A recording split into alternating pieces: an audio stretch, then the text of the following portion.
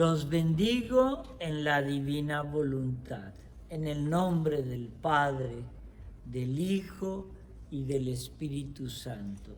Que el Señor descienda sobre ustedes y permanezca con ustedes para siempre. Amén. Amén.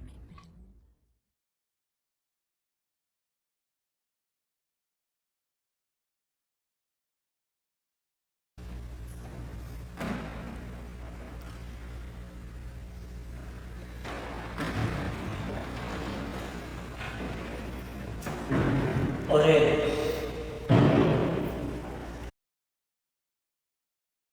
Terreno en el cual vamos a empezar con una oración sacada de la divina voluntad que nos ayuda mucho. En el nombre del Padre, y del Hijo, y del Espíritu Santo. Amén. Señor Jesús, todos si quieren en sus casas pueden repetir conmigo. Señor Jesús, con tu divina voluntad y en tu divina voluntad, te amo, te bendigo, te adoro, te doy gracias, te reparo, te reconozco, te alabo, te glorifico y te pido perdón por todos mis pecados y por todos los pecados del mundo entero. Y te suplico que venga ya tu divina voluntad a reinar en nosotros y que nos guíes y protejas como hijos de tu divino querer. Muy bien. Habíamos quedado la semana pasada como en una especie de pequeña introducción de lo que era la divina voluntad, cómo fue que empezó a llegar esto a Luisa. Y ya hoy vamos a entrar en lo que es el primer volumen. Ahí yo tengo dos versiones. Bueno, en realidad tengo varias versiones, pero esta es una versión que, si no estoy mal, se edita en Ecuador, que viene en cada uno de los volúmenes, viene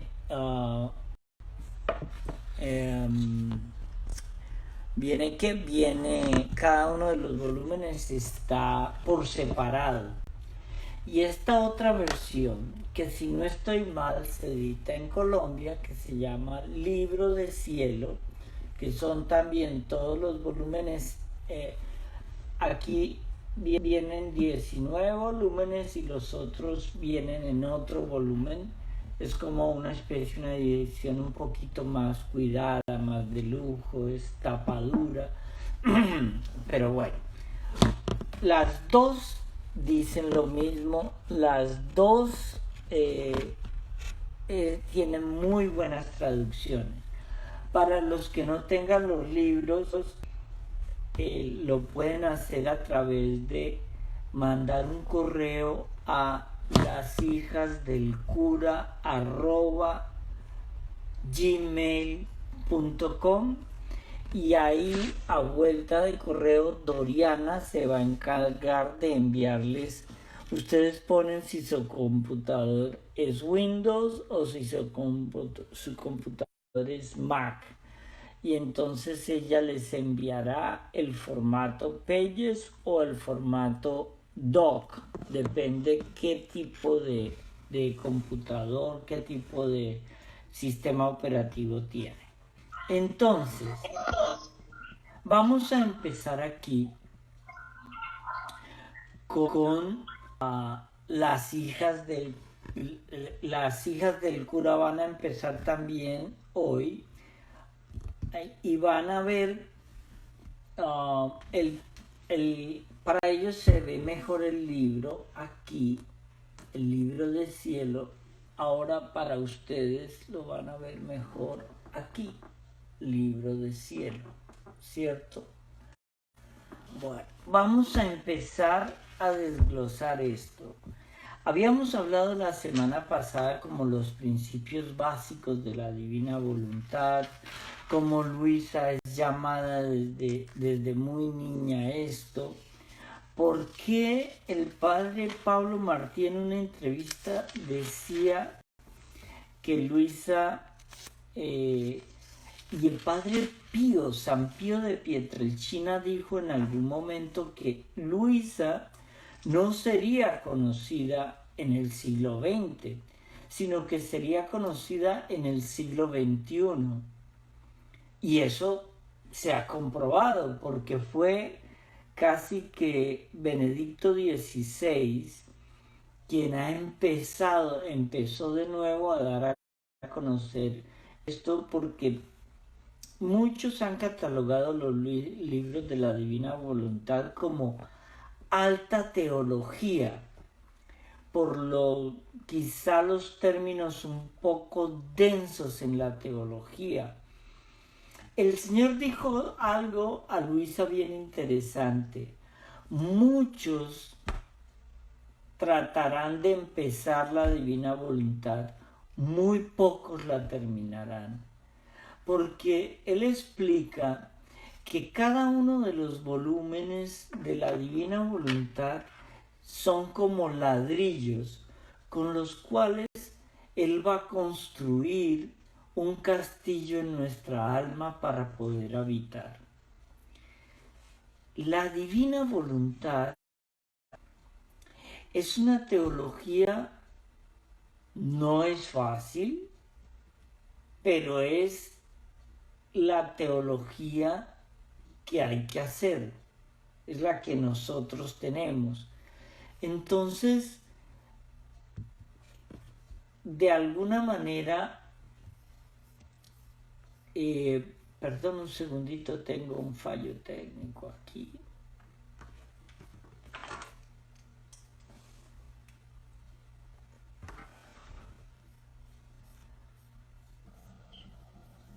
Lo seguimos viendo normal, padre. No Sí, pero es que en esto me empezaron a salir pantallas y pantallas y pantallas, que no sé qué pasó aquí. ¿En Zoom me están viendo bien? Sí. Sí, padre. Ok, perfecto.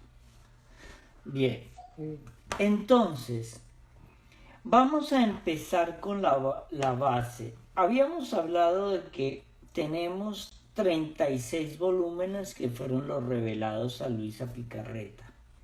Revelados tanto por el Señor como por la Virgen, como por el mismo Dios Padre. Y Luisa en el primer volumen da una pequeña introducción de lo que viene y empieza a definir, el Señor le empieza a definir a Luisa qué es la divina voluntad, cómo el Señor le habla al alma.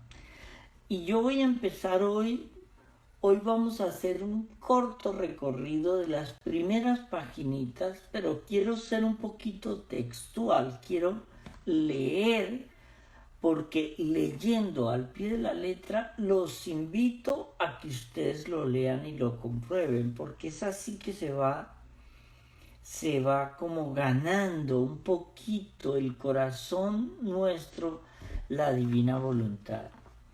El Señor le dice: si supieras qué significa voluntad de Dios, ella encierra cielo y tierra.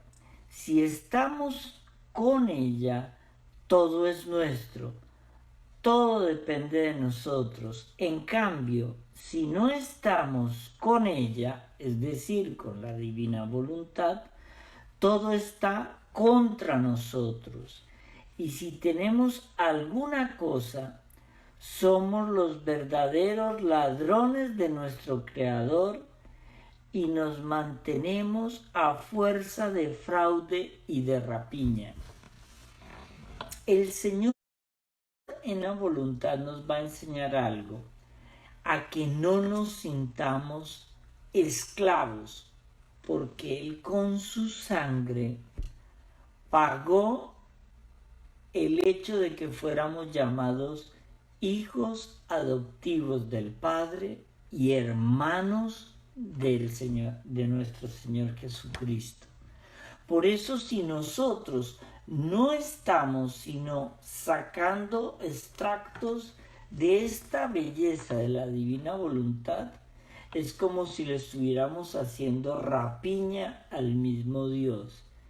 Y así no funciona esto. La divina voluntad es total. Acordémonos una cosa. Dios es radical. Punto.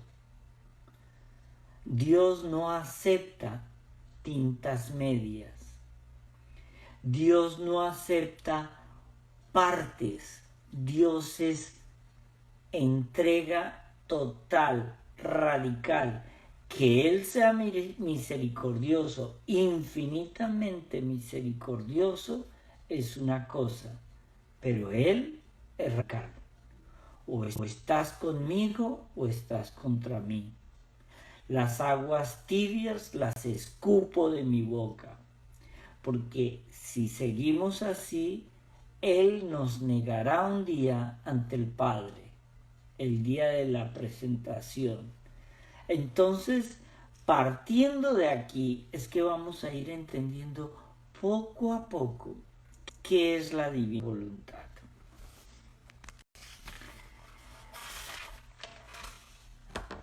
El segundo llamado que hace el Señor lo hago a todos los sacerdotes.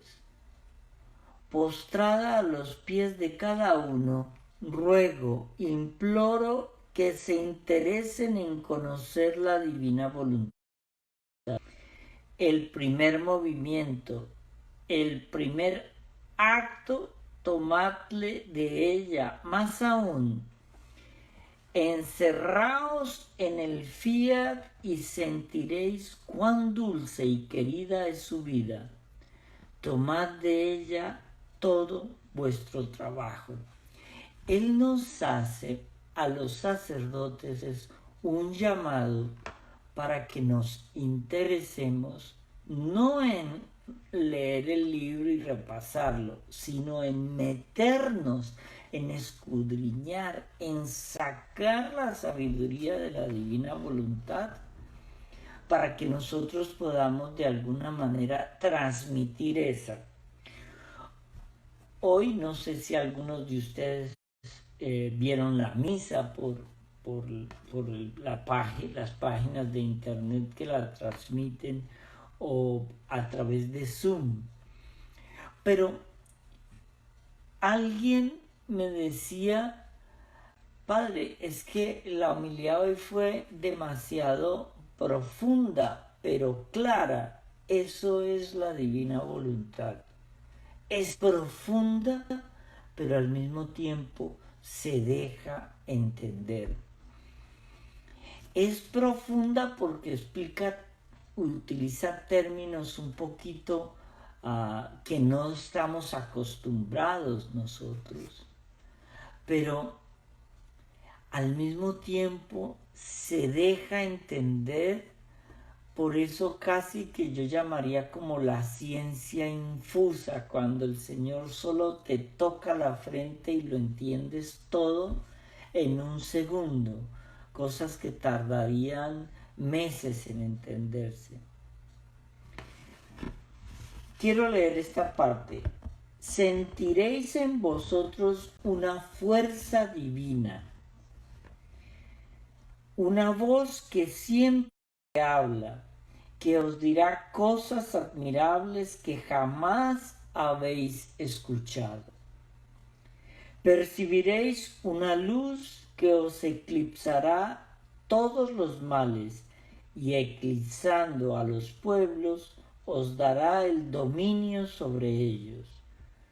Cuántas fatigas sin fruto porque falta la vida de la divina voluntad.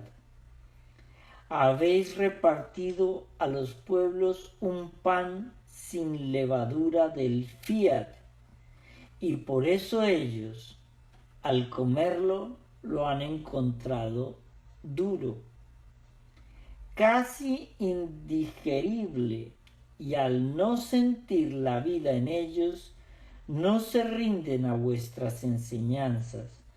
Por eso nos dice el Señor a los sacerdotes: comed vosotros este pan del fiat divino, así tendréis pan suficiente para darlo a los pueblos.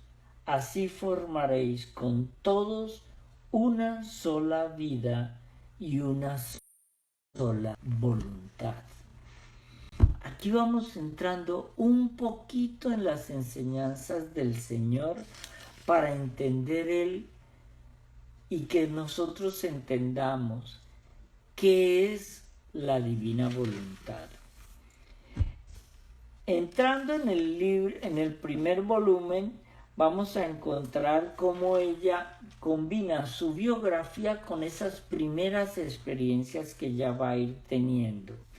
Cómo ella para todo invoca la divina voluntad. Como hablábamos la semana pasada, siempre que oren, invoquen la divina voluntad. Porque cuando yo oro amor tu propio y rezo una oración, como dije la vez pasada, un Padre Nuestro, es mi voluntad humana que hace un Padre Nuestro. Cuando yo llamo la voluntad divina, esa oración se repite eternamente, y cuando dentro de muchos siglos estemos todos en el cielo, veremos pasar esa oración delante de nosotros, porque nada de lo que haga la divina voluntad es finito. Todo lo que hace Dios es eterno y para el gozo en la eternidad. Entonces, el primer paso que nosotros debemos hacer es llamar a la divina voluntad, al divino querer, en todo lo que hagamos, desde que nos levantamos. El Señor le explicaba, lo vamos a ver más adelante, a Luisa, que ella debería 33 veces al día pasar frente al Santísimo para saludarlo, porque esos 33 años que el Señor pasó en la tierra fueron 33 años de creación y renovación de la creación. Entonces, el primer volumen, ella empieza la narración del primer volumen cuando tenía 17 años. Y ella pone solamente las primeras meditaciones porque esto que ella va a narrar cuando le pasó teniendo 17 años, lo va a tener que escribir habiendo pasado muchos años por encargo de su confesor y de las personas que la asesoraban.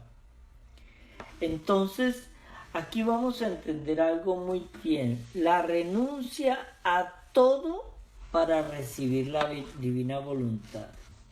Ese es el primer paso que el Señor nos exige, que nos lo dice en la Biblia una y otra vez, que nos lo repite San Pablo, que nos lo repite San Juan en su Evangelio, que nos lo repite los libros del Apocalipsis y las cartas de Pedro y Juan. Quien no renuncia a sí mismo no podrá tener pacto con Dios. La clave es la renuncia de mí mismo. Pero ¿cómo la quiere el Señor? Leamos. La enseñanza del desapego del mundo exterior. Recordemos una cosa: vivimos en el mundo, pero no somos de este mundo. Jesús es un rey, pero como él le dijo cuando lo llevaron ante el sumo sacerdote y a Pilatos: mi reino no es de este mundo. Entonces él dice: yo soy el único que merece ser amado. Mira, si tú no quitas este pequeño mundo que te rodea, esto es, pensamientos de criaturas, imaginaciones, yo no puedo entrar libremente en tu corazón. Este murmullo en tu mente es impedimento para dejarte oír más clara mi voz, para derramar mis gracias y para hacerte enamorar verdaderamente de mí. Prométeme ser toda mía y yo mismo pondré manos a la obra. Tú tienes razón en que no puedes nada, no temas, yo haré todo. Dame tu voluntad y eso me basta. Eso fue lo que hizo la Virgen. Esa palabra fiat voluntas tua, hágase tu voluntad, hágase como tú quieres. Y en la cruz el Señor le dice al Padre: Padre, aparta de mí este cáliz, pero no se haga tu voluntad, no se haga mi voluntad, sino la tuya. Nuestro Señor Jesucristo vino siempre aquí a hacer la divina voluntad, la voluntad de su Padre. Esa es la clave.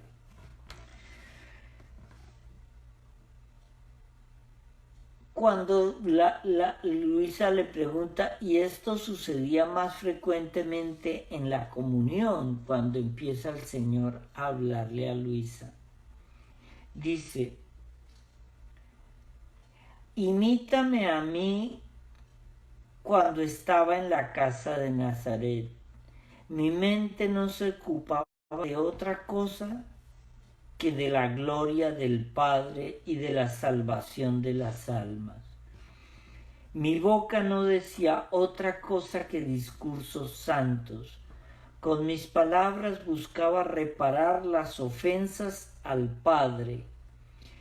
Trataba de asaetear los corazones y atraerlos a mi amor, y primariamente a mi madre y a San José.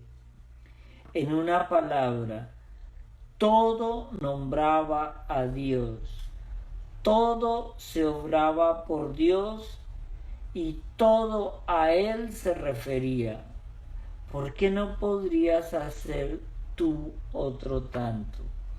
Estamos entrando a comprender que la divina voluntad, vivir en la divina voluntad, no es fácil. Si es ya difícil ser un cristiano, vivir ya todo en divina voluntad es aún más difícil. Por eso el Señor, hay un momento en que se vuelve radical y le exige tanto a Luisa, y le exige tanto y le permite muchas cosas. Pero para la primera, Él nos pide algo: una purificación interior.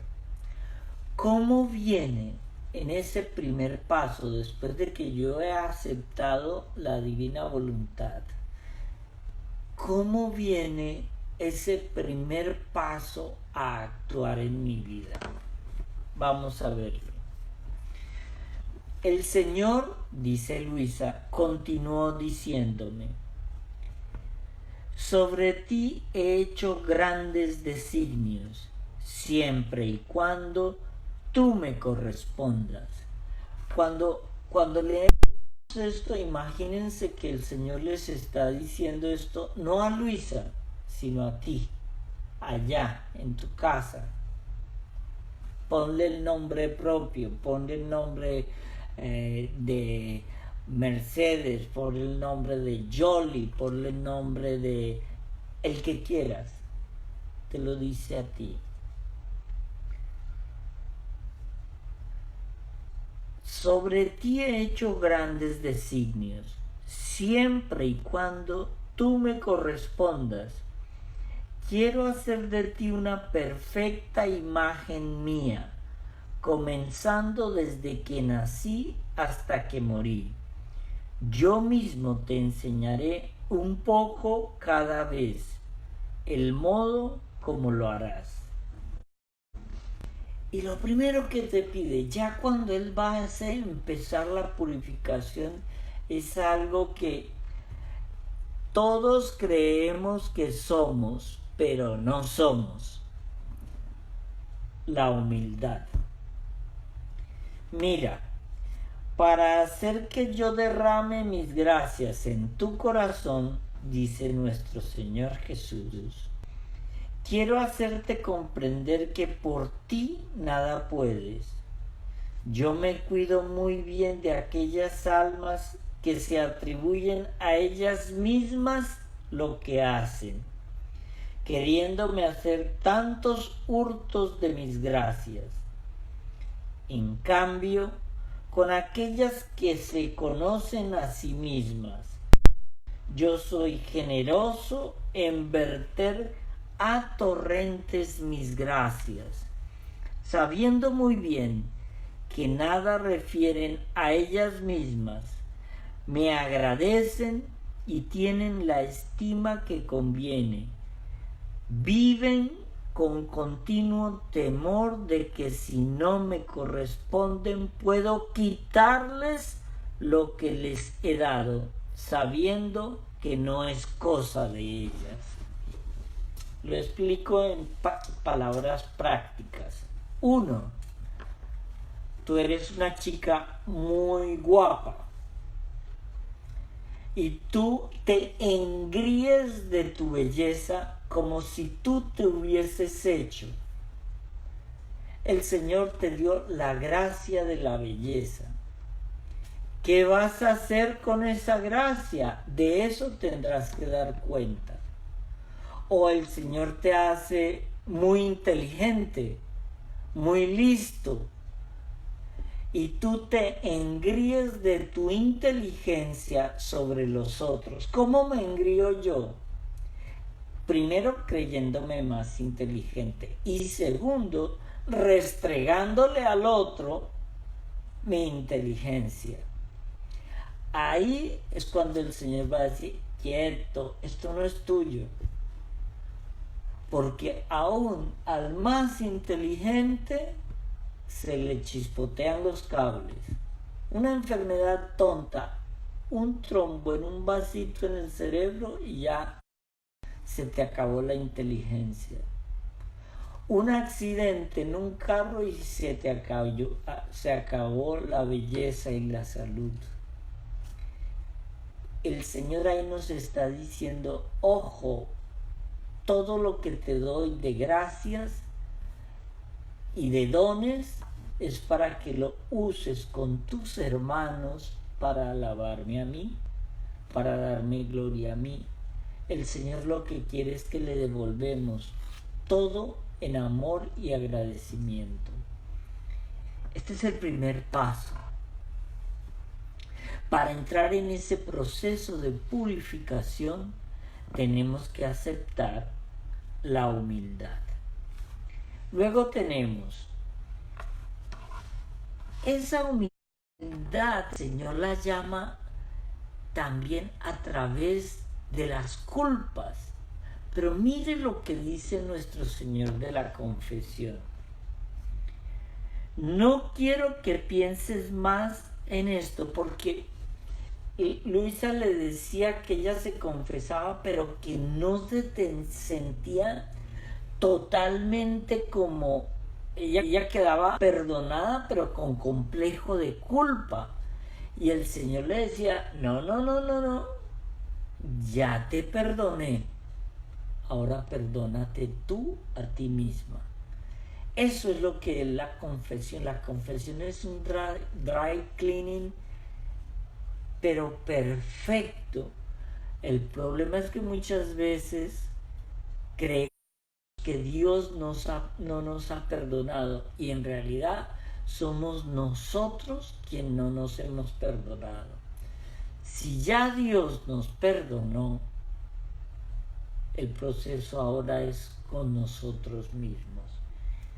Y cuando Luisa le hace el reclamo de que ella se siente todavía culpable, el Señor le dice: no quiero que pienses más en esto, porque cuando un alma se ha humillado, convencida de haber hecho mal, y ha lavado su alma en el sacramento de la confesión, y está dispuesta a morir antes que ofenderme, el pensar en ello ya es una afrenta a mi misericordia.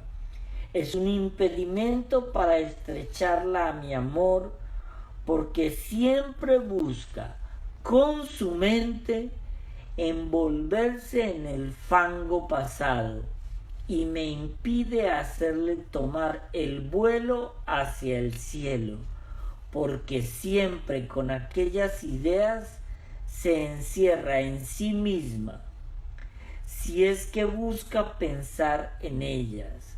Además, mira, yo no recuerdo ya nada, lo he olvidado perfectamente. ¿Ves tú alguna sombra de rencor de parte mía? Dice el Señor. Hay una historia de una mujer que tenía este problema y hablaba con Dios, y ella no se sentía que del todo la había perdonado. Y entonces un día va y le dice al cura que ella habla con Dios y que ella se confiesa, pero que no cree que la haya perdonado. Y el Señor le dice algo que es un don. Mira, vaya donde el mismo cura y tú dile que si de verdad te perdonó la vez pasada. Y la respuesta del mismo cura fue de que, ¿por qué? Porque el don de olvidar en la confesión casi que no se puede explicar. Pero uno como sacerdote tiene que reconocer una cosa: los repetitivos que son los mismos pecados en todos.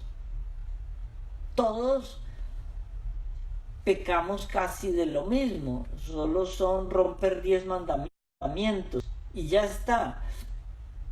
Pero esto se repite y se repite y se repite. Uno ya no se acuerda de qué hace qué, porque se borra.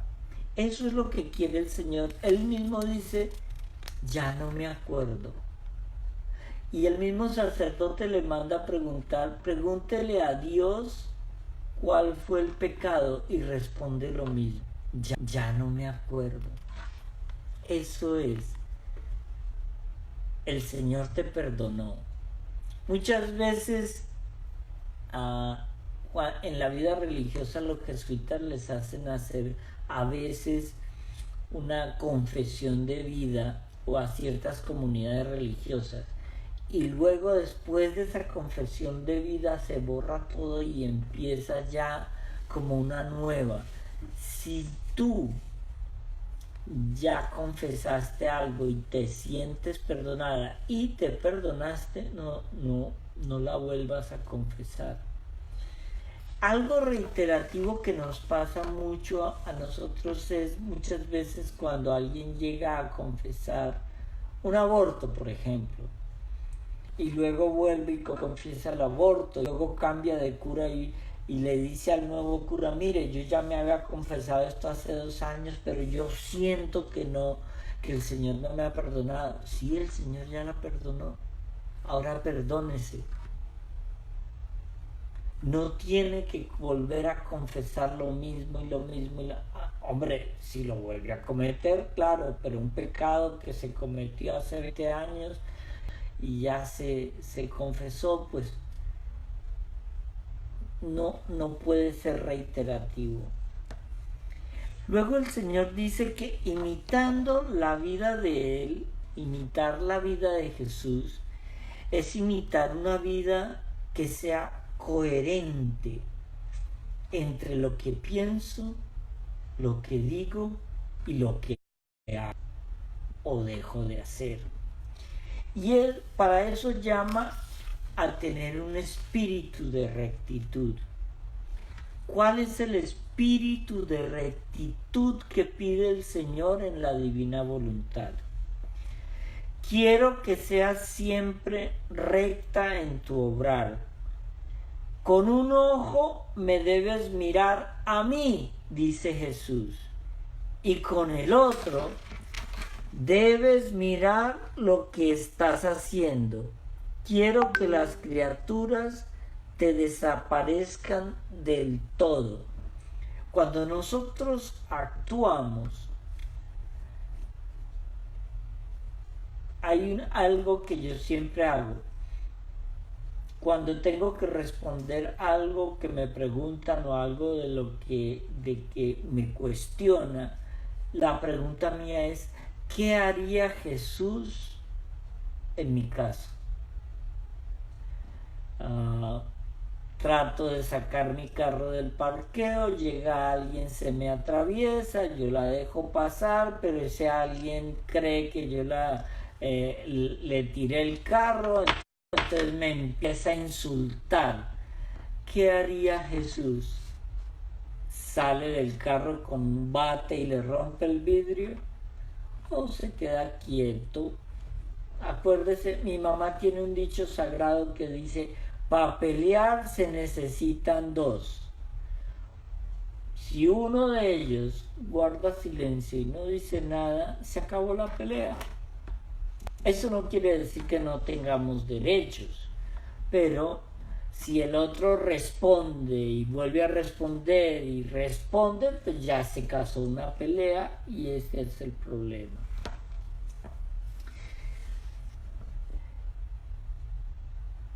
Dice el Señor, Él dice que nosotros digamos: Señor, solo por ti lo hago, solo por ti quiero obrar, no más esclava de las criaturas.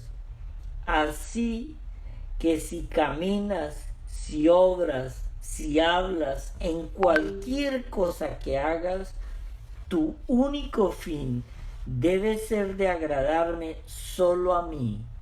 ¿O cuántos defectos evitarías si así obrases? Si uno todo lo que hace durante el día lo hiciera para agradar a Dios, si yo voy a hacer un café, Señor, gracias por este café, gracias por lo que me estás dando esta oportunidad, te alabo y te glorifico. Si yo voy a dar en una clase a unos niños sobre catequesis, Señor, ven Espíritu Santo para que esta catequesis entre en esos niños.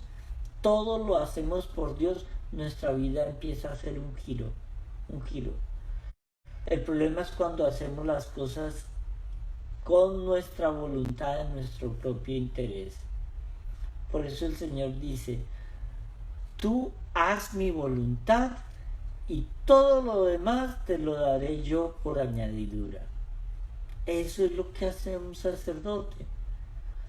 Trata de olvidarse de sí mismo para entender que al hacer la voluntad de Dios, Él se encargará de uno. Y lo hace, créanmelo. Tú me harás un regalo, me agradecerás afectuosamente. Serás agradecida con aquellas personas que te dan ocasión de sufrir, recompensándolas con algún beneficio. Haciendo así caminarás recta ante mí. Ninguna cosa te dará más inquietud y gozarás siempre de paz. Cuando alguien nos ofende, cuando alguien... mire, hay personas que tenemos un palito para caerle mal a la gente, de entrada, sin haber hecho nada. Y yo me acuerdo mucho porque de niño me echaron este chiste y me lo aplicaban a mí. Osvaldo, quédese quieto, no moleste más a los compañeros. Profesora, Osvaldo no ha llegado. Entonces que cuando llegue se quede quieto. ¿Sí ve? Había esa característica, la tenemos algunos, pero el Señor nos pide aquí, ore por esas personas que no nos quieren. Orar, orar.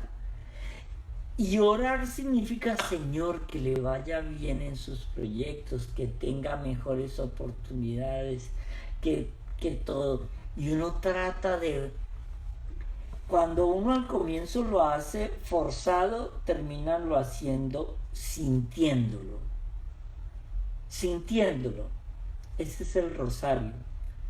El rosario usted empieza haciéndolo mecánico hasta que va a llegar un día en que lo siente, y cuando lo sienta le va a hacer falta el día que no lo rece.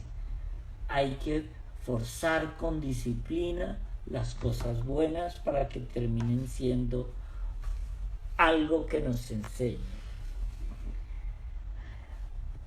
El Señor invita a Luisa a tener una especie de espíritu de mortificación.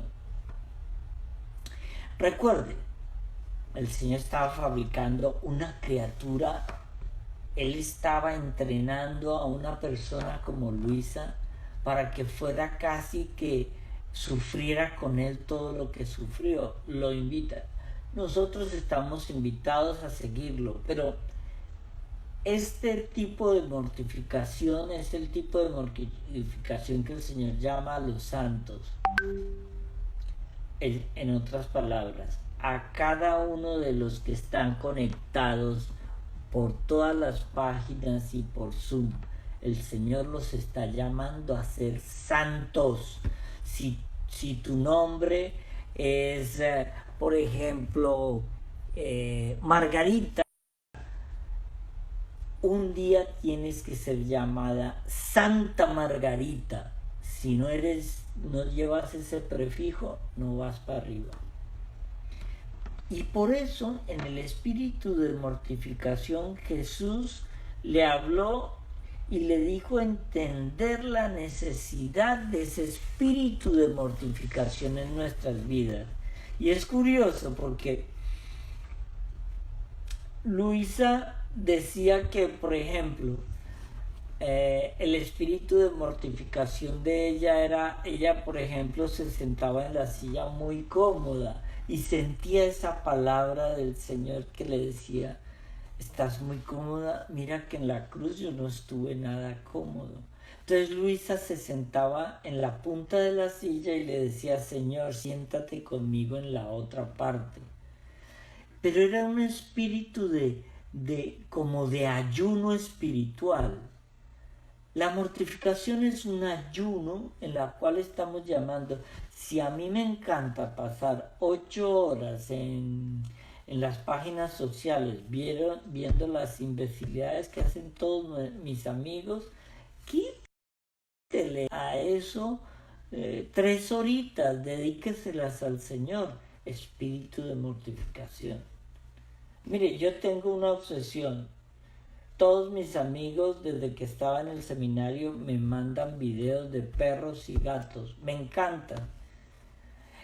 Pero es que es obsesivo. Yo empiezo a ver el video de un perrito que hace una tontería, luego me voy al gatico, luego vuelvo al perrito, luego al gatico con el caballo, y uno va subiendo, y cuando se da cuenta lleva 45 minutos viendo imbecilidades. lo digo por experiencia propia, no porque me lo contaron. Pero el Señor lo que nos dice es, ayune, mortifíquese un poquito para crecer en esa fe. Quiero, le decía el Señor a Luisa, que en todas tus cosas, hasta las necesarias, sean hechos con espíritu de sacrificio. Pero no solamente sacrificio por él, sino sacrificio por el otro. Luisa hacía un ejercicio bien interesante, a ella le encantaba un postre. Entonces veía el postre y decía, voy a dárselo a la chica que nos ayuda en la casa y hoy no como este postre. Yo no les estoy diciendo que desarrollen toda su vida así, porque más de uno va a decir, no, este lo que está llamando es a mártires, yo no quiero ser mártir, ¡pum! Y cuelgan la llamada o en del chat. No, pero hay veces que necesitamos un poquito de mortificación interior para entender cómo doblegar la carne. El ayuno es decirle al cuerpo, tengo mi espíritu por encima de la carne, puedo dominar la carne, entonces el espíritu se manifestará con sabiduría. ¿Cómo nosotros debemos mortificar el yo? Nos enseña Luisa Picarreta aquí. Dice, después me decía el Señor, la primera cosa que quiero que mortifiques es tu voluntad. Aquel yo se debe destruir en ti. Quiero que la tengas sacrificada como víctima ante mí, para hacer que de tu voluntad y la mía se forme una sola. ¿No estás contenta?, le pregunta el Señor. Sí, Señor, pero dame la gracia porque veo que por mí nada puedo. Y el Señor Jesús continuaba diciéndome, sí, yo mismo te contradiré en todo y a veces por medio de las criaturas. O sea, el Señor le dice, ok, voy a utilizar a tus semejantes para que hagan lo contrario a lo que tú quieres. Qué fuerte, ¿no? Es difícil entender cómo es la negación del yo para unir mi voluntad humana a la de Dios. Y eso lo explicaba el Papa Benedicto en la homilía de la misa de hoy. En hebreo y en griego es curioso que viento y espíritu utilicen la misma palabra, en griego y en hebreo. Pero cuando el Señor habla en el Evangelio de que tú no sabes de dónde viene el viento ni sabe a dónde va, pero de alguna manera el Espíritu Santo hace lo mismo con nosotros. Tú no sabes cuál es el misterio a dónde nos quiere llevar, pero lo que sí es cierto es una cosa. Como navegante, tú tienes que poner las velas para ver cómo favorece más ese viento a las velas dependiendo a dónde te lleve.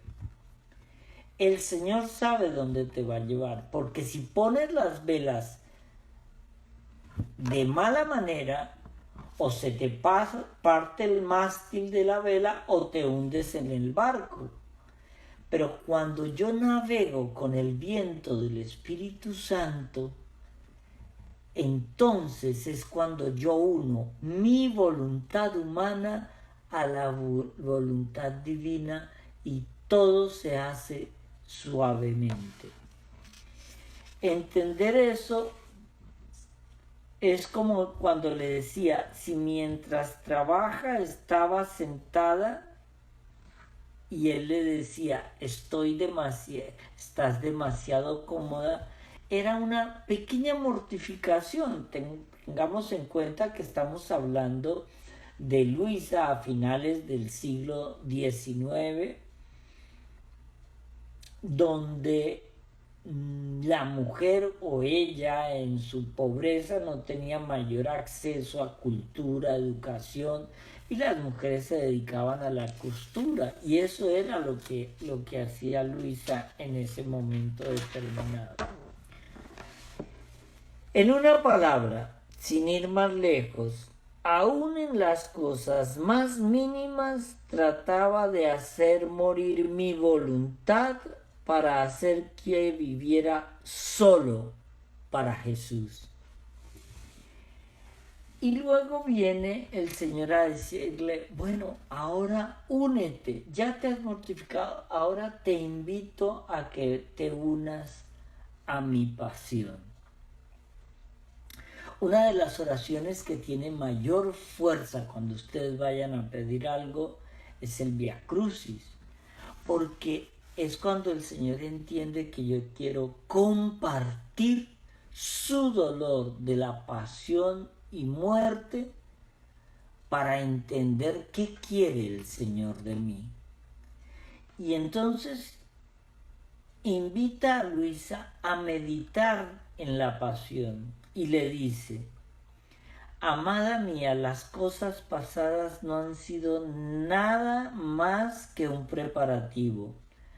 Ahora quiero venir a los hechos y para disponer tu corazón para hacer lo que quiero de ti, esto es la imitación de mi vida, quiero que me internes en el mar inmenso de mi pasión.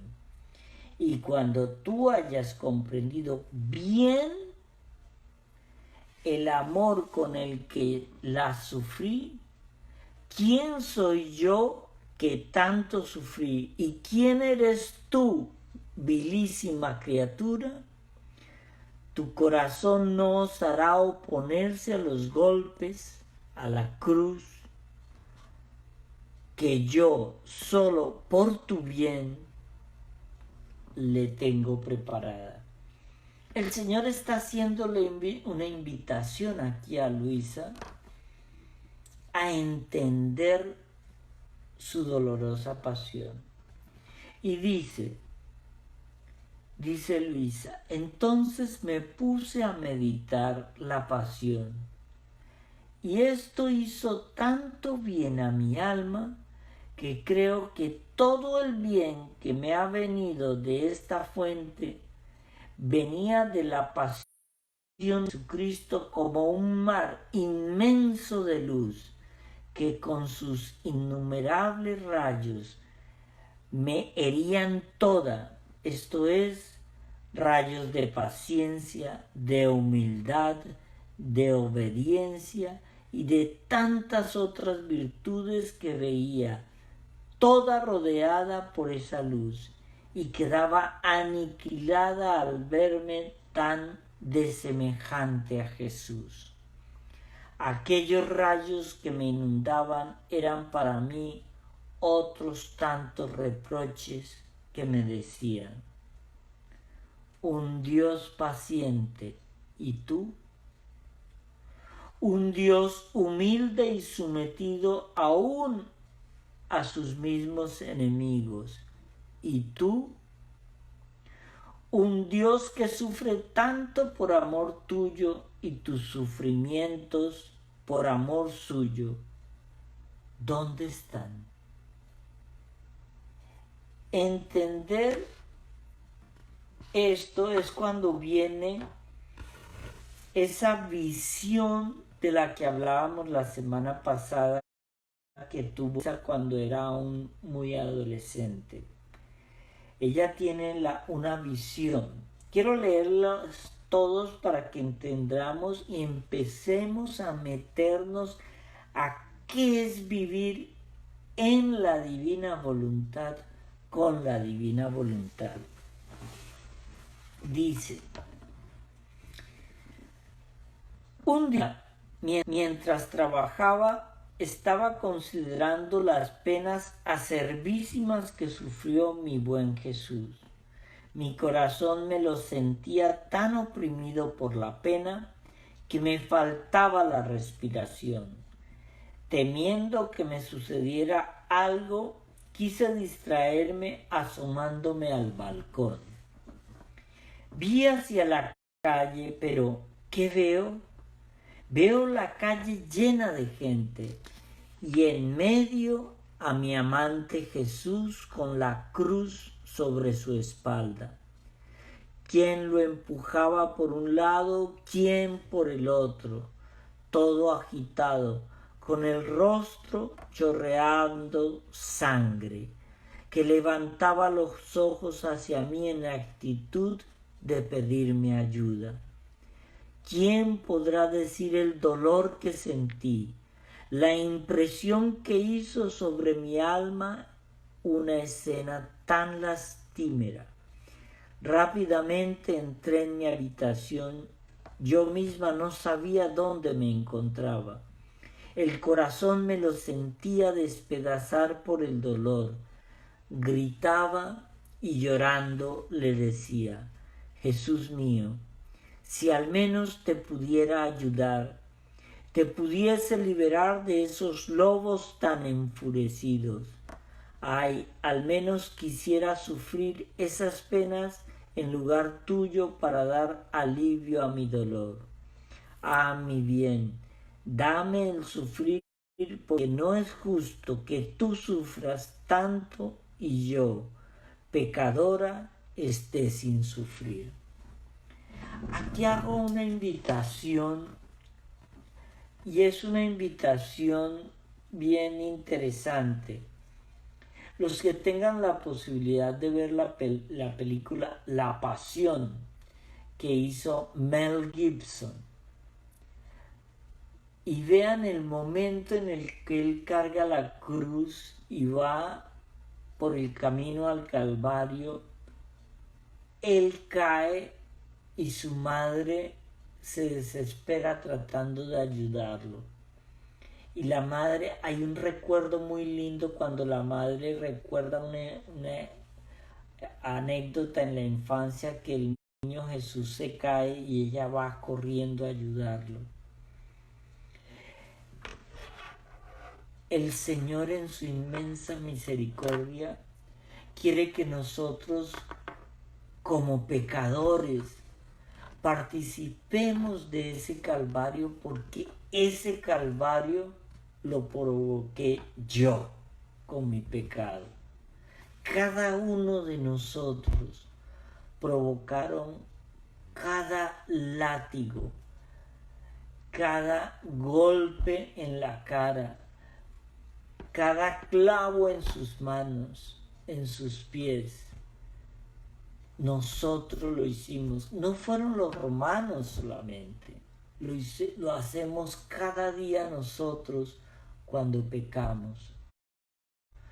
Cuando pecamos a conciencia y cuando pecamos gravemente, somos nosotros clavándole al Señor las manos y los pies. Eso es lo que el Señor quería que aprendiera Luisa aquí y que Luisa quiere transmitirnos a nosotros.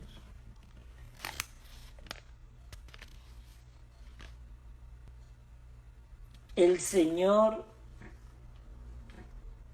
Luisa le pedía que le diera fuerzas en el sufrir, pero el Señor la hace sufrir, pero ella pide que nadie se dé cuenta de que ella está sufriendo. De hecho, Luisa sufre, que lo vamos a ver más adelante, los estigmas de la cruz, igual que el Padre Pío, con una salvedad. Los estigmas en ella eran invisibles, pero manaban sangre, pero no se veían. El dolor que ella sufría era real, y ella le pidió que le diera ese sufrimiento, pero que nadie se diera cuenta. Muchas veces no lo pudo resistir el dolor y se desmayaba del dolor. El sufrimiento en este caso, como se lo define, decía algo bien interesante el Señor. Hasta ahora te he asistido sensiblemente, ahora será menos sensible. Te haré tocar con la mano tu nada, te cimentaré bien en la profunda humildad para edificar sobre ti muros altísimos. Así que en vez de afligirte, deberás alegrarte y agradecerme. ¿Qué cristiano no hubieras deseado estar junto a la cruz para consolar a Jesús? Si verdaderamente yo soy un cristiano. ¿Cuántos no hemos deseado de alguna manera estar participando ahí y viendo el Calvario para decirle al Señor una palabra de aliento, para ayudarlo en un momento determinado? Y sin embargo, cuando ese sacrificio del Calvario se renueva cada día en la misa, ¿cuántos venimos a esa misa diaria a decirle al Señor: Señor, lo siento, ¿cómo puedo ayudar? El sacrificio del Calvario se renueva cada día en esa misa, en cualquier misa en la que tú vas. Y el Señor lo único que quiere es verte allí, verte en ese camino al Calvario. Cuando yo renuevo el sacrificio de la misa, veo ese camino al Calvario. Eso es lo que yo quiero que entendamos ahora. Vamos a hacer como una especie de redondear para darnos cuenta, porque ya vamos a completar 1 hora. Pero quiero que entendamos algo bien. En este primer paso que estamos dando en la divina voluntad, el Señor nos pide purificación, humildad, obediencia y un poquito una mortificación de las cosas nuestras. Pero ¿cómo podemos triunfar todo esto? El Señor nos enseña también a cómo triunfar sobre las pruebas. Y dice: en nada lo que has pasado. El Señor preparó a Luisa con pequeñas cositas para lo que venía, porque vamos a ver en el desarrollo de la divina voluntad las pruebas tan grandes a las que fue sometida Luisa.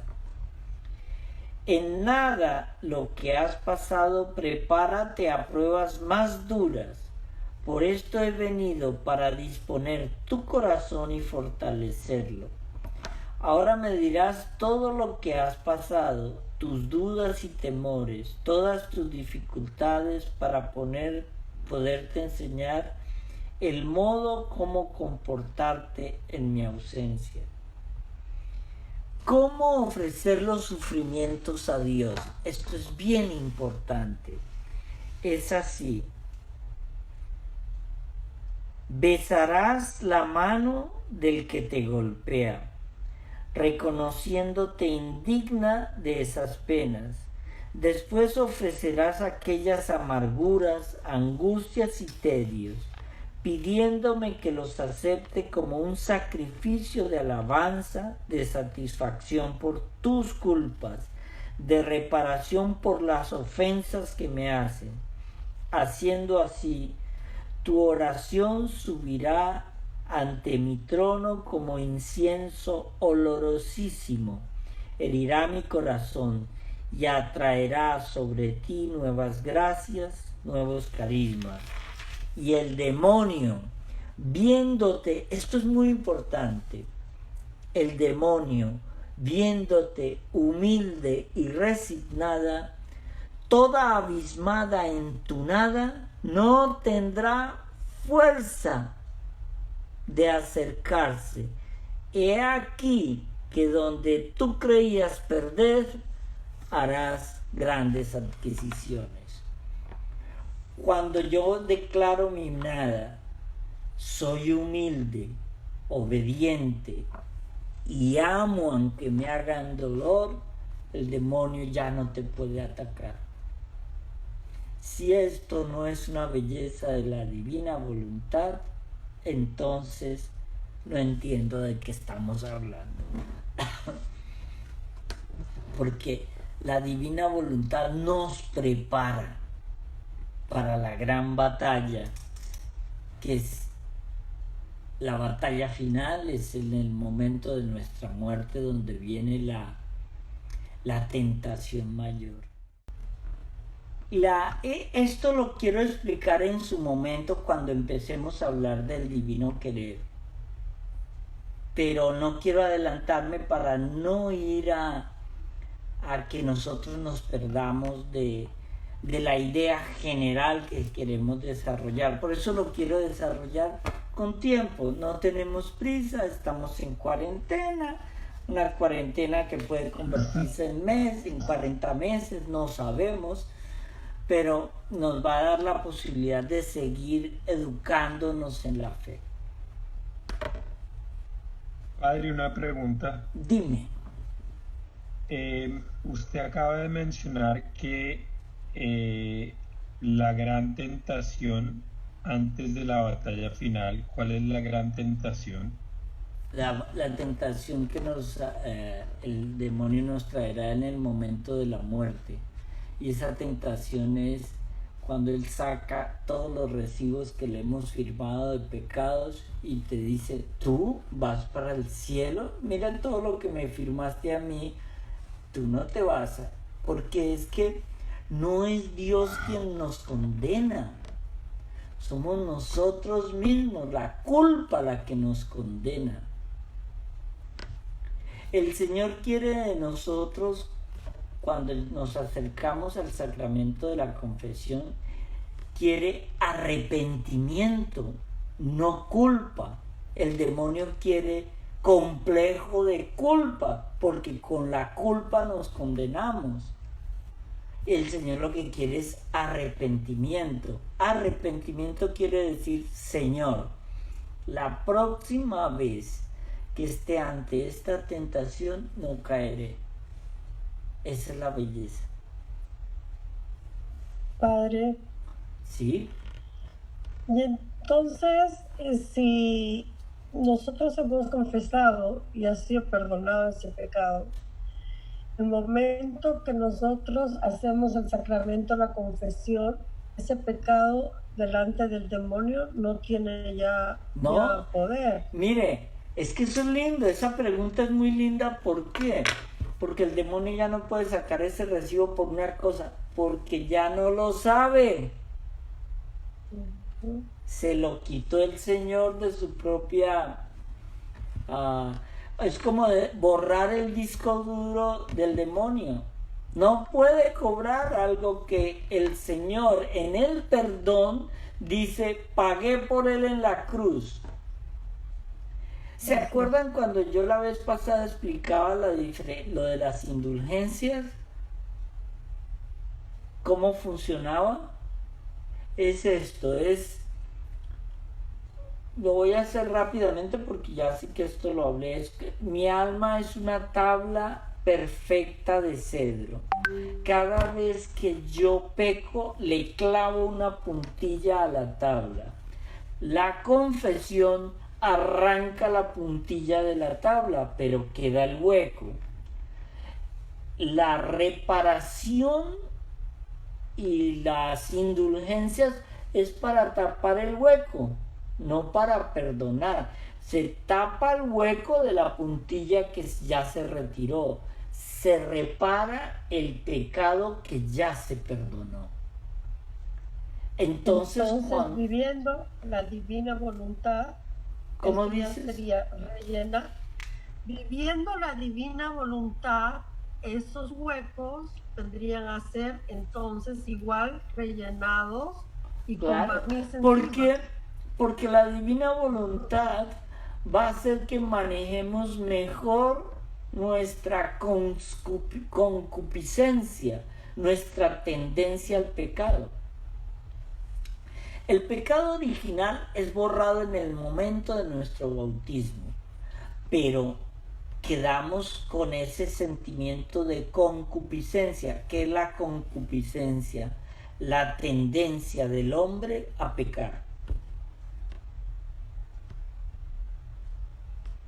Ese impulso, la tentación va a estar ahí siempre, siempre. Tú tienes tentaciones desde que estás chiquito hasta que tienes 100 años y te estás muriendo. Por eso el momento de la muerte la llaman la única gran tentación, la última gran tentación, que es la tentación de me condeno. El demonio te presenta todo para que te condenen. Mire, es que por eso este bicho me cae mal, porque él nos impulsa a pecar, y cuando ya hemos pecado va todo a sapear al Señor. Mire lo que hizo Margarita, mírela aquí, que fue lo que le hizo a Job. Y a Job, el Señor le dice, puedes tentarlo en lo que quieras, lo único que no le podrás tocar es la vida. Esa es lo interesante aquí. Déjenme ver unas preguntas de las hijas del cura. Dice: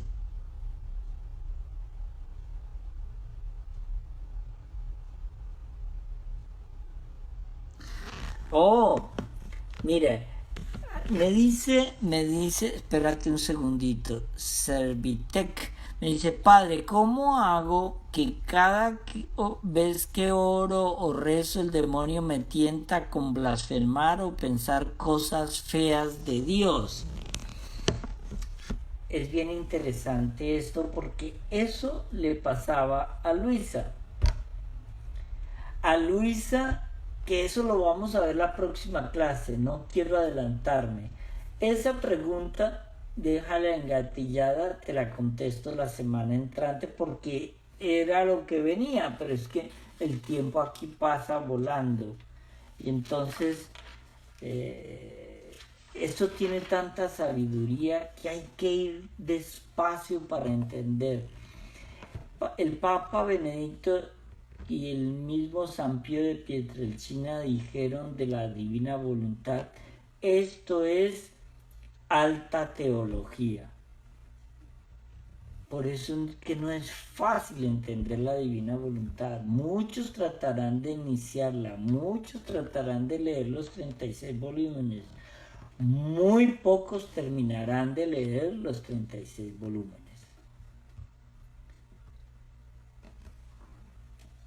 ¿Alguna otra pregunta? Padre, tengo una pregunta. En el principio usted estaba hablando de cómo uno actúa, ¿no? Como algo tiene que hacer como hiciera Jesús, ¿right? Uh-huh. Y aquí estamos hablando del tema de la confesión y por lo menos a mí siempre me cae un hermano separado que te cuestiona sobre la confesión. Entonces, en ese instante que hace uno como católico, se queda callado. Claro, pero es que, mire, es que eso es un argumento que se cae tan fácil, que dice el Evangelio de Juan ayer. Fácil. Dice, le dice cuando se aparece Jesús resucitado, y se lo dice a Pedro y a los apóstoles: a quien perdonareis los pecados, les quedarán perdonados. A quienes se los retuviereis, les quedarán retenidos. Estableció oficialmente la confesión. si nos vamos a Mateo, Mateo establece cuál es la legislación para la confesión. Y si es del pensamiento judío, váyase a Isaías.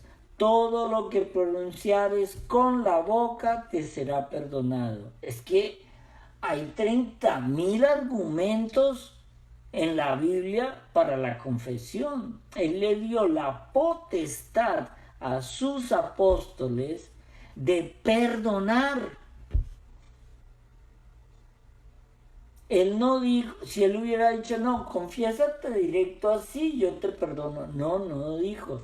Le dijo a los apóstoles, a quienes perdonareis los pecados les quedarán perdonados. Punto. No se alargó mucho más y ese fue el evangelio de ayer. Sí. Ok. Entonces, el retener, o sea, tener ese silencio es como entonces, es negar, o sea, no sé, como, like, no es negar tu verdad. Es negar la palabra de Dios. Es que yo no puedo sacar lo que Dios dice. El estamento de la confesión fue establecido directamente por el Señor y puso su legislación y todo. Él no dijo, confiésate con tu mamá o con tu mejor amiga. No. Le dijo a los apóstoles y los descendientes directos de los apóstoles son los obispos. Y los obispos, como no lo pueden hacer todo solo, entonces delegan los sacerdotes. Y heme aquí. Hoy celebramos San Anselmo. Y San Anselmo tiene una cuestión que se llama el argumento ontológico. Y el argumento ontológico nos enseña que cómo se le responde a eso. Mire, el que tiene fe no necesita argumentos para creer en Dios. El que no cree, ya le puedes presentar todos los argumentos que no creerá.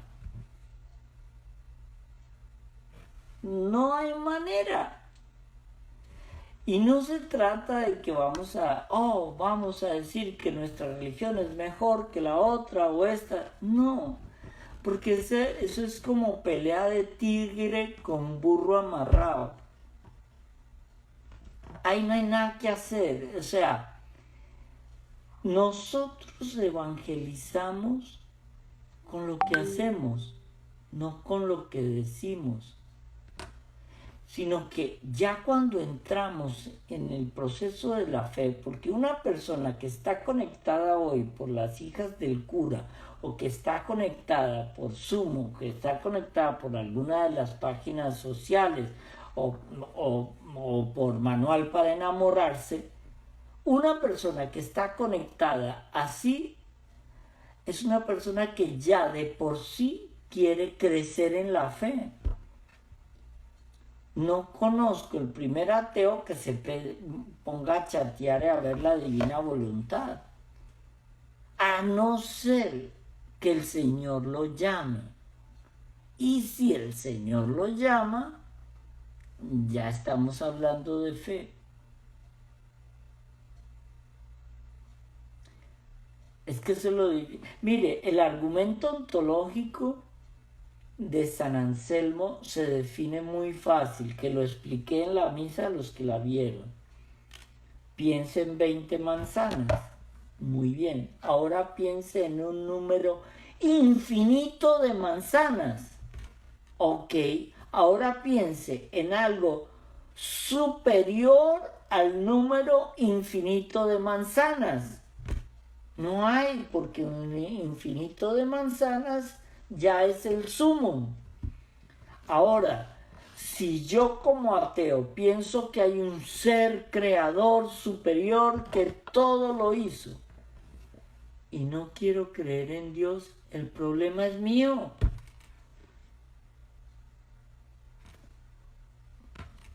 porque es que es imposible que algo que existe en la mente no sea real en el sentido de que me está comprobando mi razón de que esto tan perfecto lo tuvo que haber hecho alguien.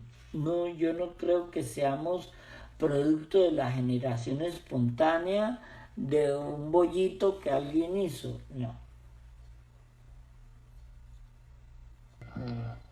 Como en este momento saliéndonos un poquito del tema, ¿no? Porque si nos permite, porque es que como hay muchas revelaciones privadas ahorita, y algunas son de fuentes confiables, ¿no? Como sacerdotes, monjitas, pero a veces ponen a niños que dicen que Sí, van a pasar cosas, y sí, entonces, no. Mire, ¿cómo mire, discernir sobre eso? no, eso es muy fácil. Con que, mire, siga el magisterio de la iglesia. Punto. No hay más. Si tú dices, mire, yo por ejemplo, yo recibo por lo menos una vez a la semana a alguien que vio a la Virgen en el árbol de mango, en la tacita de café, se estaba fumando un tabaco, o se le aparece en una nube, empezó a sacar 72.000 fotografías, y sí ve la Virgen, pero sí ve, yo veo 4 nubes, no, pero ahí está la Virgen, hay una forma. Entonces, ¿de verdad la Virgen necesita eso? Yo siempre repito, el día que la Virgen se te aparece así como tu mamá o tu papá o tu hermano o tu mujer ahí, aparecida, chan, listo, la viste, ¿qué quieres? Pero que hay revelaciones privadas, comprobadas y seguidas y aprobadas por la iglesia, como Lourdes, como Fátima, como la Salet, con muchas apariciones. Porque ¿quién le dijo a Dios que no podía continuar hablándole al hombre? No. Ahora, si una de esas apariciones cambia una coma de lo que dice la Biblia, next, esa no es. Que eso es lo que le pasó a Mahoma. Mahoma pidió al Señor que le revelara y le revelaron, pues él dice que le reveló el arcángel el Corán, pero así hay muchas religiones que salen. Pero ¿cuál es el fallo? Cambiaron la Biblia. Una coma, una palabra cambiada, next. Por eso la iglesia es la más escéptica a la hora de creer en apariciones. Por eso siempre espera muchos años hasta que estas apariciones se comprueban. ¿Qué pasó con los videntes o con las personas? ¿Cuál fue el mensaje? ¿A qué fue eso? Y por eso la iglesia es la última en permitir o aceptar ese tipo de revelaciones. Ocasiones que tú decías como que ella estaba muy cómoda, o sea, eso que quiere decir más o menos como que yo empiezo a mortificarme, vamos a decir, como que me empiezo a bañar con agua fría y ese chorro de agua fría que a mí me cae mal, esas pequeñas mortificaciones son las que uno le puede ofrecer. Sí, pero si eso afecta a tu salud, no. Acuérdate que el Señor no es un Señor cruel. Dios es un Dios de misericordia. Son pequeñas. Hay otras mortificaciones que nos pueden servir más. Por ejemplo, en el internet, ahí tienes tú la clave de todo eso. muchas veces la gente no se da cuenta que la pornografía nos está matando y esa puede ser, en lugar de bañarse con agua fría, hombre, no vea eso en internet y eso ya es una mortificación porque estás doblegando la carne, estás doblegando el instinto, estás doblegando todo eso. Si tú... Papá, y con agua fría se me doblega la carne. Oh, sí, la carne y hasta las orejas, pero estoy seguro, pero si eso le hace daño a tu salud, entonces acuérdate que tú tienes que cuidarte y eso es, tu cuerpo es templo del Espíritu Santo y tienes que cuidarlo como tal. Padre, ¿y no hay manera de conseguir los libros para que no sean digitales, así libro como texto en papel? Claro, ya les estoy diciendo, está esta versión que la hacen en Colombia, no sé si ustedes me dicen que la quieren, yo investigo y está esta otra versión, está esta otra versión que la hacen en Ecuador, pero cada volumen es independiente. A mí me gustan, como yo no tengo personalidad, me gustan las dos. Todo depende de qué quiero leer en ese momento, porque es que al final vamos a entender una cosa. La lectura de los 36 volúmenes, la sabiduría de los 36 volúmenes se hace circular. O sea, yo termino el volumen 36 y vuelvo a empezar, porque cada vez que la he leído, cada vez que he leído los 36 volúmenes, siento como si nunca lo hubiera leído y aprendo algo más. Y aprendo gente, oigo a sacerdotes que me hablan de esto, y nuevos sacerdotes aquí tenemos el padre Pablo Martín en Italia, que es como quizá el mayor impulsador de todo esto. Aquí en Latinoamérica tenemos al padre Carlos Macié, que es muy bueno, es un gran conocedor de la divina voluntad. Hay muchas, hoy por hoy ya tenemos muchas organizaciones, muchos videos, muchas maneras de llegar, pero lo que quiero hacer con estas charlas es como ir como pasito a pasito aclarando dudas, porque ahorita estamos empezando, pero cuando lleguemos a ciertos volúmenes y con ciertas palabras, terminología y cosas que le pasan a Luis, aquí nos dice, quieto, ¿esto qué fue aquí? Entonces esas dudas es lo que queremos dilucidar, y yo estoy seguro que tarde o temprano vamos a vincular más sacerdotes a esto. Tengo un compañero en Orlando, Juan Osorno, que hoy nos está escuchando. Entonces ellos quieren ir conociendo cómo va a ser la temática para hacer un gran grupo de gente interesado en vivir en la divina voluntad. Padre, mientras uno que está pensando en la divina voluntad, o sea, durante el trabajo, durante la cocina, cocinando, lo que sea la actividad, de repente se me olvidó invocarla antes, durante el proceso, el simple hecho de pensar en ella mientras yo hago alguna actividad, ¿es válido? Claro, claro. Sí, mira, acordémonos de una cosa. Dios no está con un látigo en la mano diciendo, oh, se te olvidó, eso ya no sirve, ¡paf! ¡Toma! No. Dios es un Dios de amor y comprensión. Él nos conoce.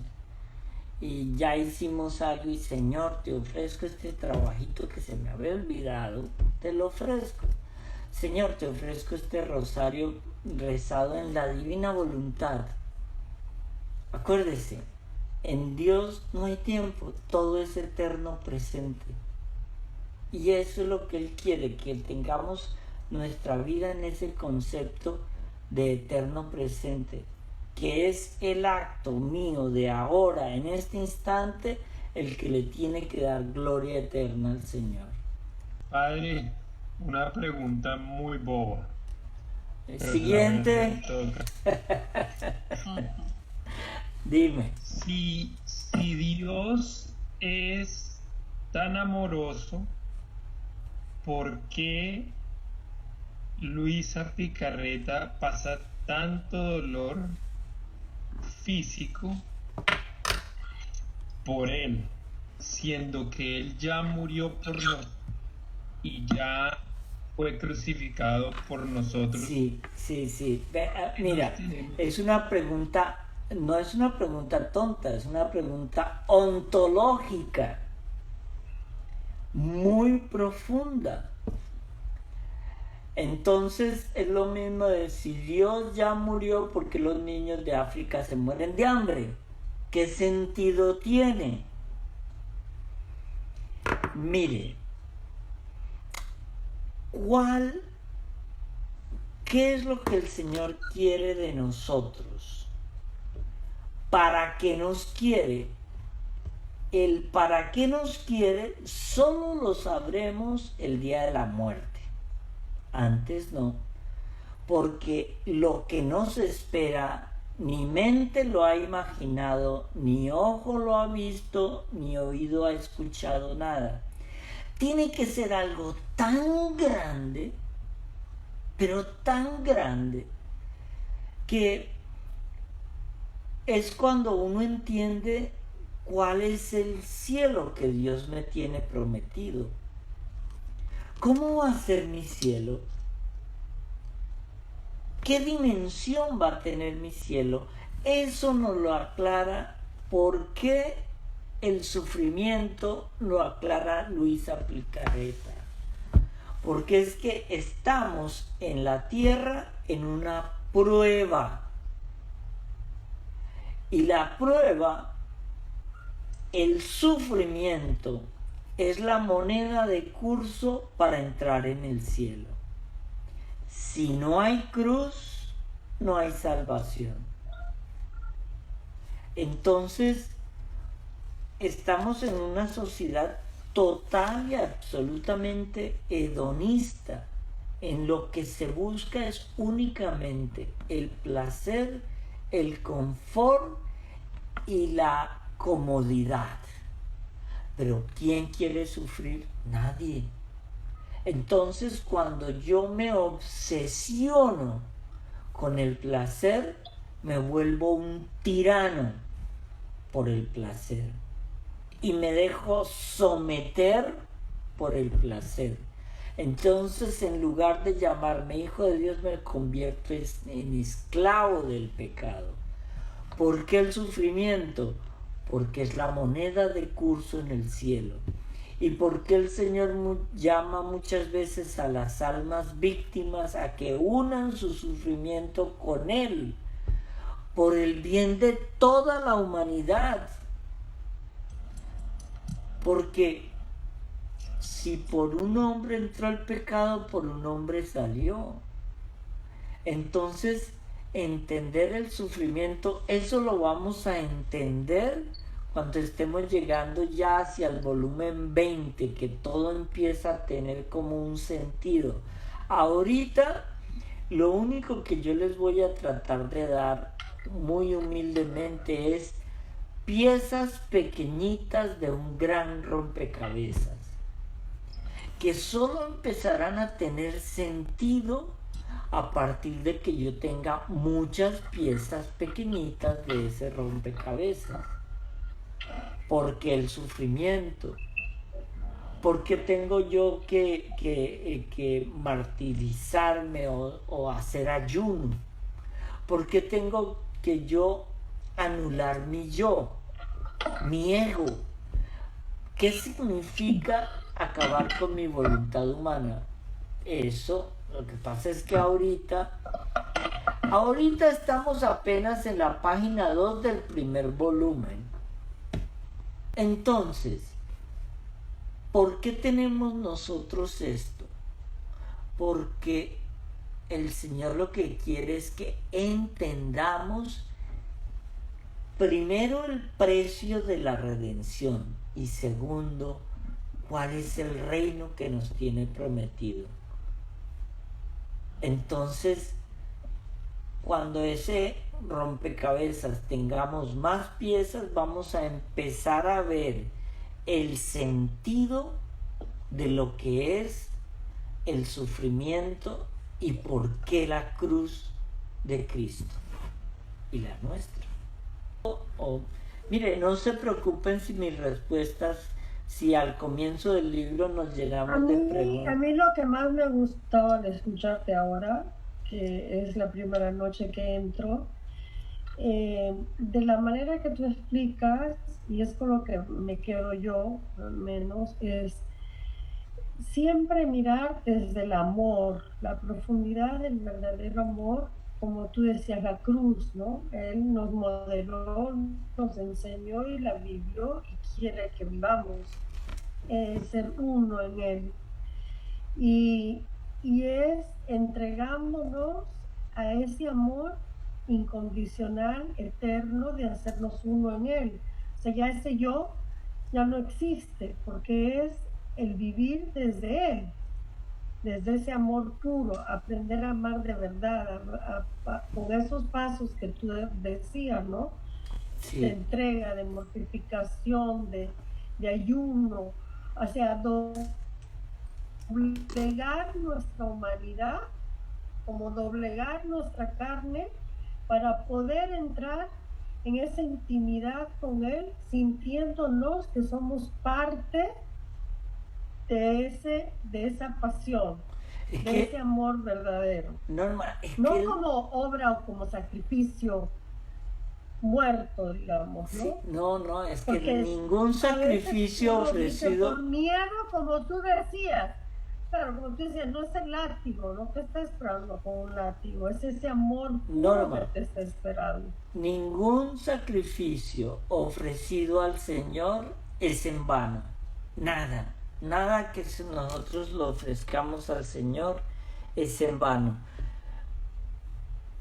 Aquí tengo una pregunta que dice: Padre, yo tengo fe en Dios y en la Virgen María, pero tengo miedo con todo lo que está pasando en el mundo y me siento mal y siento que le estoy fallando a Dios con la fe. Mire, no te preocupes por eso, porque lo que es, la vida son pruebas.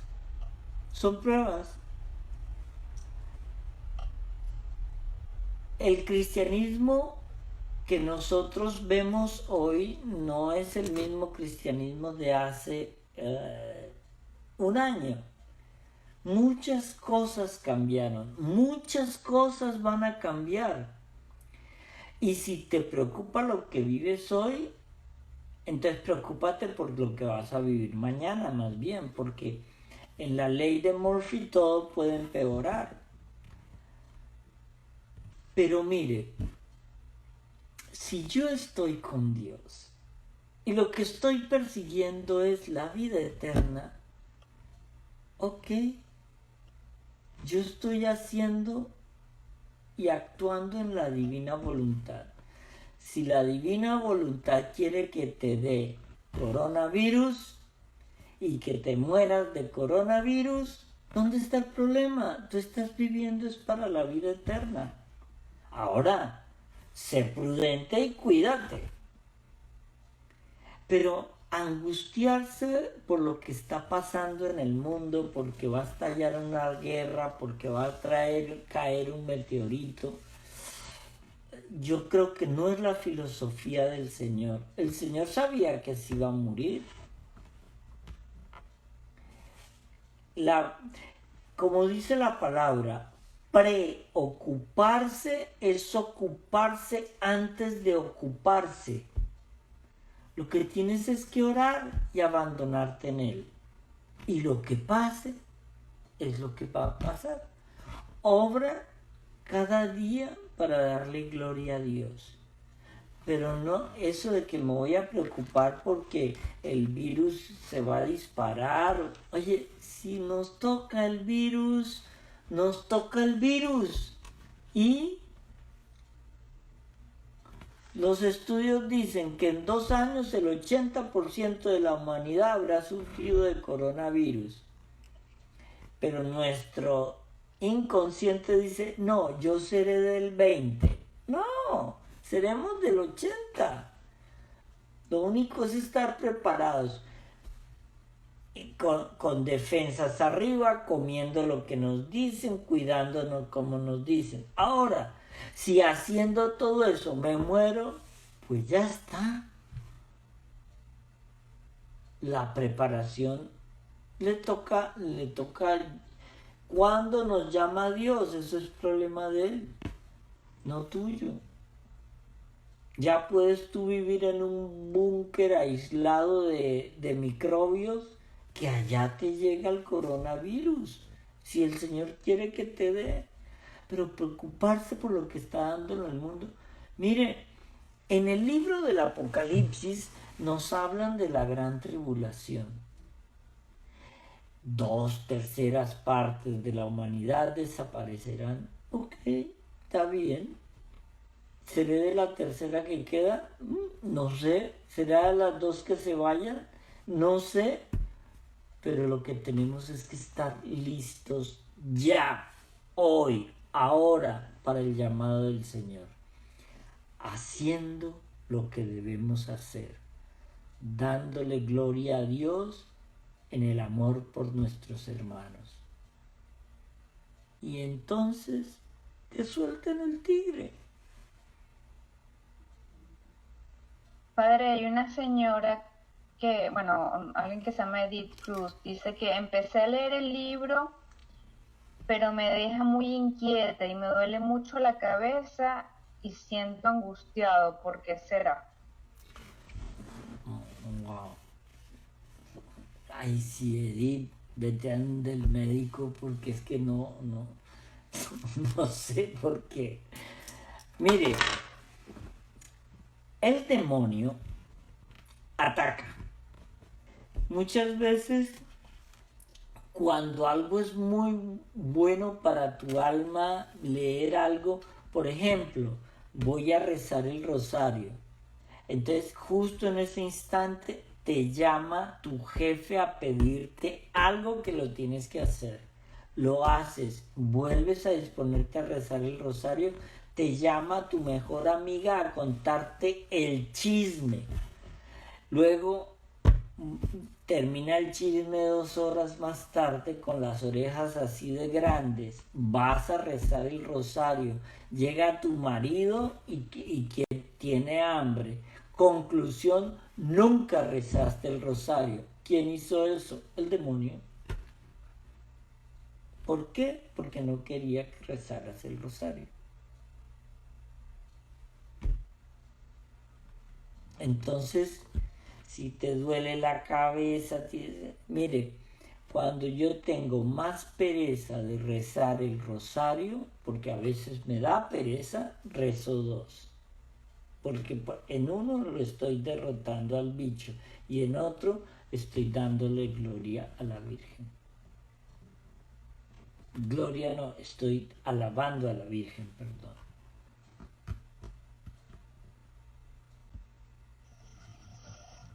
Padre, estoy viendo como a una conexión muy fuerte entre la divina voluntad y la divina misericordia. Claro, es que lo uno no se separa de lo otro. Lo que pasa es que la divina misericordia del Señor es como opera en nuestras vidas mientras estamos nosotros aquí. Acuérdese que la divina misericordia es infinita. Pero una vez morimos, solo podemos apelar a su divina justicia. La misericordia se acabó. la divina misericordia opera cuando yo estoy vivo. Luego, cuando muramos, vamos a entender la dimensión de la divina misericordia y seguiremos apelando, pero lo que nos viene ahí es la divina justicia, porque así como es de misericordioso, es de justo el Señor. Y claro, o sea, y si nos metemos a la espiritualidad del Sagrado Corazón, también está ahí. Mire, en días pasados cuando yo hablaba de Gertrudis de Helfta, a ella hace 1000 años le fue revelado todo, no, perdón, hace mucho más, como 1300 años, le fue revelado todo esto.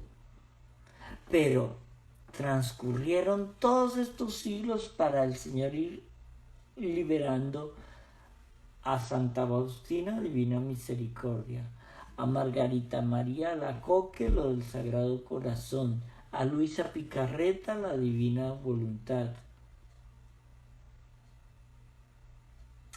Mire, yo no es que sea apocalíptico ni nada, pero de que nos tocó vivir el final de los tiempos, que no es el final del mundo, sí, la era cambió. El mundo cambió y va a cambiar más, mucho más. Lo que viene no es bonito, solo tenemos que estar preparados. Eso es todo. Si yo estoy preparado, ¿qué me preocupa una bomba atómica? Estoy listo, Señor, para cuando quieras. Ya está, el estar preparado es hoy, no mañana.